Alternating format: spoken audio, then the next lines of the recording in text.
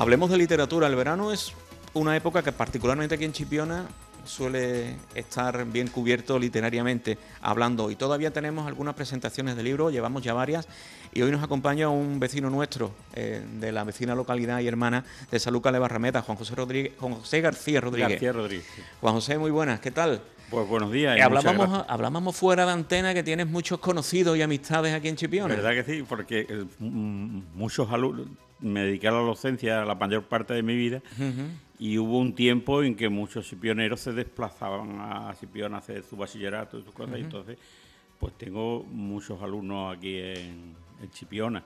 Primero en el Francisco Pacheco y después gente que hizo formación profesional, también, que se llamaba entonces, sí, en el Instituto Doñana, que está anexo. Doñana,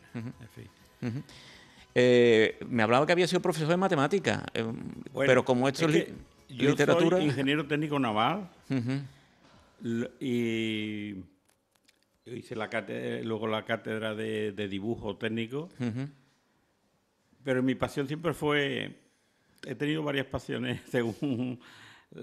Pero una de ellas fue el arte siempre, y entonces hice la licenciatura de Historia del Arte, algo que me apasiona y algo que me ha llevado a este segundo libro mío. O sea que esos son esos estudios que se hacen por alimentar un poco el espíritu, pues sí, ¿no? Es una asignatura pendiente que tenía yo y la quise hacer y la terminé. Por situarnos un poquito, este libro, Dolor, Madera y Barro, sí, ¿es el tercero de una trilogía? No. ¿O forma parte? No, es que el libro se compone de tres... ¿es una trilogía en sí? Sí, el libro se compone en una trilogía en sí. Son 3 novelas cortas. ¿Se puede ver así si lo pongo así? Sí. Nosotros luego ofrecemos imágenes. Son 3 novelas cortas sobre 3 artistas del barroco que yo de alguna manera he encadenado por su vida, por lo que padecieron, lo que sufrieron y lo que significaron para el arte. Fueron Caravaggio, este sí muy conocido, menos conocida Artemisia Gentileschi, una mujer, un caso extraño en la historia del arte, y Luisa Ignacia Roldán, la Roldana, más conocida por la Roldana, que también fue una mujer que pasó lo suyo, que padeció lo suyo, que a pesar de ser una buena escultora, a pesar de ser escultora de cámara para 2 reyes, pues murió en la indigencia, en la mayor indigencia, y lo pasó mal. Aparte tuvo mala suerte con el marido que le tocó, en fin. O sea, son 3 pequeñas novelas históricas. 3 pequeñas novelas históricas que yo de alguna manera encadeno. ¿Y es ficción? No, bueno, todos los hechos que salen en ese libro son absolutamente reales. De hecho, al final doy una amplia bibliografía donde se puede constatar todo. Y lo explico en una introducción que yo he hecho. Naturalmente, para tu novelar la historia de cualquier persona que ya no está, hay muchas lagunas que la ficción literaria tiene que entrar ahí pero claro, basándose en lo más posible para que aquello tenga credibilidad y se pueda asimilar con verosimilitud, ¿no? Es lo que es la novela histórica. ¿Y qué has pretendido con pues estos 3 relatos? Son 3 en realidad ellos son 3 perdedores, ¿no?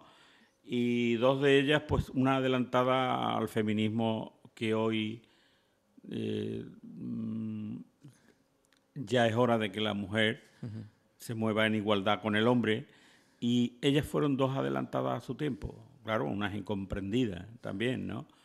Pero es bueno que nos fijemos en la mirada atrás en ellas, porque fueron muy valientes. ¿Qué destacarías de cada uno de ellos? ¿De Caravaggio, por ejemplo? Bueno, de Caravaggio es un genio con muy mal genio. Fue un calavera, fue asesino, llegó a asesinar a 2 personas. Y siempre huyendo de la justicia. Pero un revolucionario del arte, es el inventor del chiaroscuro, que luego tuvo tanta repercusión en el barroco y tantos seguidores. Pero un hombre que tuvo una muerte nunca aclarada, que fue lo que me enganchó a mí a él. Él murió a los 39 años en un muelle de Puerto Hércules, cuando ya estaba a una sola jornada de regresar a Roma, de la que había que tenido que salir huyendo por una muerte que hubo y él estaba implicado. Y bueno, sufrió mucho. Su homosexualidad también parece que lo marcaría. Y también la iglesia, porque las leyes del decoro que él se las saltaba y fue llamado al orden por muchas veces, pero una buena pintura, es un pintor extraordinario. Entonces esa muerte, cuando yo estudié Caravaggio, esa muerte nunca estaba claro. Si iba a una fuente me decían una cosa, si iba a otra me decían otra cosa. Digo, entonces, ¿qué pasó con este hombre? Y yo, reuniendo datos de aquí a aquí, he construido lo que... Y la obra la he hecho en forma de soliloquio. Es él el que en primera persona se está muriendo en ese muelle de Puerto Hércules, y en flashback retrospectivo hacia atrás va recordando hechos, cosas, personas, lugares, sus pinturas. Y todas las pinturas de lo que yo hago mención aparecen aquí en el libro, aparecen en blanco y negro, claro está, claro. No podría ser en color, pero se pueden ver en color. Yo he hecho para que se puedan ver en color. ¿Y te va guiando? No, es la pintura también. Yo mantengo activo mi blog, y he colocado todas las imágenes que aparecen en el libro en el mismo orden con las páginas. Entonces, aquel que quiera estar leyendo y ver estas pinturas y estas tallas a color, pues nada más que tiene que darle a su móvil y la tiene delante. ¿Y de Artemisia Gentileschi? ¿Qué te ha llamado la atención? Bueno, Artemisia Gentileschi... Supongo que muchas cosas. Muchas cosas, y fue una olvidada de la historia del arte. Una mujer que llegó a triunfar en su momento, que llegó a ser académica de dibujo y diseño en la primera de las academias, que fue la de Florencia. Ella era romana, pero en un momento de su vida vivió en Florencia. Y hubo un hecho que la marcó de por vida a ella y a su pintura, que fue una violación cuando era menor de edad. Pero si sufrió con la violación, era un profesor que le había puesto su padre, pues su padre era también pintor, pero no manejaba los asuntos de perspectiva, tal, y para que ella... Y sufrió una violación. Este hombre estaba engañando a todo el mundo, hasta era casado y lo tenía oculto, tal y cual, porque el padre pensaba que la reparación se podía reparar casando, pero no, él estaba casado. Y entonces hubo un juicio en Roma, y las actas, se pueden acceder a esas actas de ese juicio, y ella sí sufrió con la violación, que ella lo relata, se saben los hechos porque están en las actas de ese juicio. Pues aquel juicio duró 8 meses y fueron de puro sufrimiento lo que le hicieron pasar. Claro, una mujer, y el otro con buenos abogados, buenos letrados. De alguna manera, ella era muy guapa, una mujer que... y ella se autorretrataba muchísimo en muchas de sus... Entonces, esta novela la he construido de diferente manera que la otra. Mientras que la otra es un soliloquio, esta he cogido 8 pinturas de ella en orden cronológico, y de alguna manera empiezan siempre hablando. Estas pinturas hablan, se expresan por sí mismas, la pintura, los personajes de la pintura, y cuentan cosas y describen la pintura y tal cual. Y luego pasamos a la obra dialogada, y así voy narrando la historia de esta mujer muy fuerte, y de alguna manera está ligada con España. Mira por dónde. Una pintura de ella está, y no por casualidad tampoco, está en Sevilla, primero en la Casa de Pilato, ahora está en la catedral, en el tesoro de la catedral de Sevilla, está una Magdalena de ella, en el que yo cuento y desvelo cosas que hay debajo de las pinceladas que se ven en la Magdalena. Lo dejamos ahí para que la gente Pues sí, mantenga el hambre por la lectura sí, de esta obra. porque ella se enamoró de ese embajador español que estaba en Roma ante la Santa Sede, un enamorado del arte. De la prueba está en la casa de Pilato, que la llenó de esculturas y cosas que él iba comprando, y tal cual, y entre ellas las pinturas de Artemisia, con la que tuvo un hijo. Y de la Roldana, ¿qué decir de ese personaje Oh, casi mitológico, ¿no? la Roldana, bueno, el Misterioso. importante era el taller de Pedro Roldán en Sevilla. De Pedro Roldán ha salido las mayores máquinas de Semana Santa, vamos a llamarla así, porque los grandes pasos de Semana Santa han salido de las gubias de Pedro Roldán y de su taller, porque su yerno, toda su familia, y entre ellos su hija, la Roldana. Curioso, Una una buena. mujer también hiciera Sí, escultura curioso. en esa Hay un época. paralelismo tremendo entre, como vemos, porque el padre de Artemisia también era pintor, tenía un taller bastante, Horacio Gentileschi, un buen pintor también. Y, y ella pudo ser feliz ella pudo ser feliz en el taller de su padre y no le iban a faltar el trabajo nunca. Pero ella llegó un momento que ella quería volar sola, que ella quiso independizarse, como dijeron. En aquel momento estaban los trabajos de la Catedral Nueva de Cádiz y había una demanda ahí de trabajo y a ella la llamarían al padre, pero y ella fue la que dijo, yo me voy, por tú te quedas aquí, yo me voy. Pero también tuvo mala suerte, le tocó un marido muy, hoy le llamaríamos de violencia de género, en aquel momento sería una cosa normal, Sí, que claro. nunca debió de ser normal, ni ahora, ni entonces, ni ahora, ¿no? Y entonces sufrió mucho por ese marido que la hizo, pero ella fue una buena escultora. Tuvo dos. En ese traslado, eso es una licencia literaria que yo me permito, porque no hay nada escrito en eso. Sí sé que en Sanlúcar hay dos obras de la Roldana, atribuciones por lo menos, y entonces yo me permití, digo, bueno, pues en el transcurso en el viaje que hace de Sevilla a Cádiz, hago que esté 2 días hago que esté 2 días para 2 días en Sanlúcar, me la traigo por el río. Yo soy también un amante de la náutica, la navegación, entonces pues mira, era una forma también de yo expresar mis conocimientos sobre navegación por el río. Y yo también he estudiado mucho sobre lo que ha sido la navegación del río años atrás, ¿no? Y hice esa recreación en la que ella toma contacto con un convento el convento de Regina Celi en Sanlúcar, donde hay un San Francisco de Asís. Y entonces por esa amistad que ella toma eso habrá que leerlo y habrá Claro. que Podía haber llegado la Roldana hasta esas historias. Chipiona porque también hay Sí, una escultura hay aquí que muchas se atribuye, atribuciones en la provincia. que se atribuye a Documentadas su... pocas, documentadas hay una en Puerto Real y hay atribuciones muchas que pueden ser. Claro. Pero, O a su escuela. o a su escuela, aunque ella estuvo 2 años solo. Desgraciadamente la Roldana sigue padeciendo después de muerta. Este mes de julio hemos tenido en la prensa del país la desaparición de esos ángeles que estaban De la Catedral de de la Cádiz. Catedral de Cádiz, en fin, y bueno, y la hemos tenido hasta ahora mismo. Juan José, antes de despedirnos, ¿por qué el barroco? El barroco es un arte en cierto modo denostado por muchos, ¿no?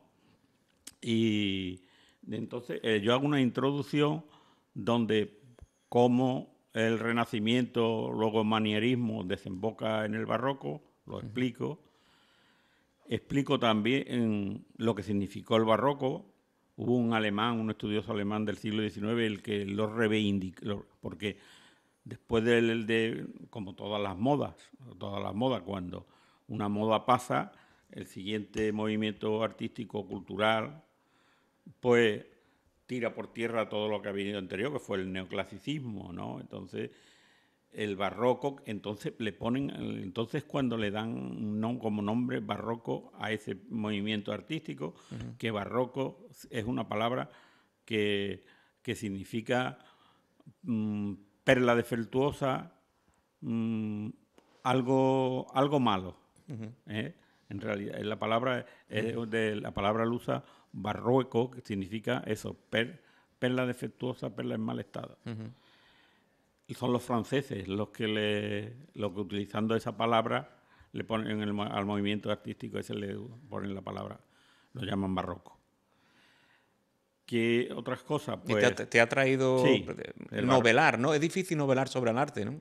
Es difícil, pero yo siempre, como licenciado en Historia del Arte, yo he querido que todos los hechos que yo cuento, todas las pinturas, todas las obras, todo lo que yo cuento son absolutamente ciertas y documentadas. Eso requiere una labor de investigación pues sí, ardua, ¿no? Me ha llevado muchísimos años, muchísimos años. Pues ahí ¿Y está. por qué? Si quieres te aclaro un poco por qué traigo aquí a la Roldana. Sí. Pues en 2007 la Junta de Andalucía se volcó con el barroco, hizo unas exposiciones magnas por todas las provincias de Andalucía y otros eventos, y entre ellos hicieron una monográfica a la Roldana en los Reales Alcázares. Allí llevaron ese San Francisco que antes hemos hablado, lo llevaron allí, que una amiga mía restauradora la había acondicionado para el momento, y entonces yo escribí un artículo en la revista del verano de Sanlúcar, que le llamé Sanlúcar Arte y Parte en la fiesta del barroco, y claro, me tuve que documentar sobre la Roldana y ya allí vi que esa mujer había que... Daba para una historia interesante. Eso decía yo en mi artículo, que allí había una película, una historia, una serie, lo que quisiera. Yo en aquel momento impensable, nunca me imaginaría que al final iba a escribir sobre ella. Fue un artículo, soy colaborador en muchas revistas y entonces, ¿por dónde me he quedado? No, el tema... Es que eso me dio pie a que yo indagara sobre esa mujer. Ella se enamoró de un aprendiz que tenía su padre allí. El padre no le gustó para nada, que el muchacho no le gustó para nada. Entonces, cuando llegó el momento, le prohibió el noviazgo y le prohibió la boda. La boda en su momento fue sonada, eso sí hay documentación. La boda fue sonada en Sevilla porque el padre tuvieron que ir como ya ella era mayor de edad, ella podía casarse y tuvo que ir los jueces para raptar a Lai para que se pudiera casar con el padre, en contra de la voluntad del padre. Y el padre al final tenía razón. Él era un calavera y la hizo pasar y la hizo sufrir mucho. Unos relatos, unas historias apasionantes que estamos ya deseosos de poder leer. Así que si ustedes todavía tienen tiempo, mañana a las 7 de la tarde, si nos están viendo ya el viernes, que sepa, el propio viernes a las 7 de la tarde, la balconada del Castillo, se presenta el libro. Quería decir una cosita. Me acompaña dos buenos presentadores, muy eruditos ellos. Son filólogos hispanistas, catalanes ellos, pero muy amigos de estas zonas que pasan mucho tiempo por esta zona. Por cierto, el otro día en Chipiona se quedó prendado de Chipiona por la limpieza y por el paisaje, ¿no? por los paisajes que tenemos aquí. Estuvimos a la caída de la tarde y él se quedó prendado bueno, él conocía ya Chipiona, pero... Sí. La puesta de sol en Chipiona es un patrimonio. Estuvimos en el Picoco, es un patrimonio. Estuvimos sentados en el Picoco allí viendo la puesta. Es un lujazo. Carmina Bellido, licenciada en Filología Hispánica, y Salvador Solé, que es catedrático de Literatura Española. Una absoluta garantía. Pues sí. Bueno, pues Juan José, muchísimas gracias. Y al final vamos a brindar con un vinito de la tierra. Claro, viene con Forum Libros de Sanlúcar. Y La Gitana. Y el apoyo del Ayuntamiento de Chipiona al área de cultura. Sí, sin olvidarme de este hombre que Rafael Palomino, que me ha dado todas las facilidades para que mi libro estuviera aquí. Pues muchísimas gracias, anímense y sobre todo anímense a leer estas historias apasionantes que nos han dejado. Realmente yo estoy muy sorprendido en estos momentos, así que descubrir personas de estas características es algo que es impagable. Muchísimas gracias, Juan José. Y a seguir, ¿no? Sí, seguiremos. Sí, la cabeza siempre no para. La cabeza Eso es no bueno, para. eso es bueno. Muchísimas gracias. Muchas gracias a vosotros.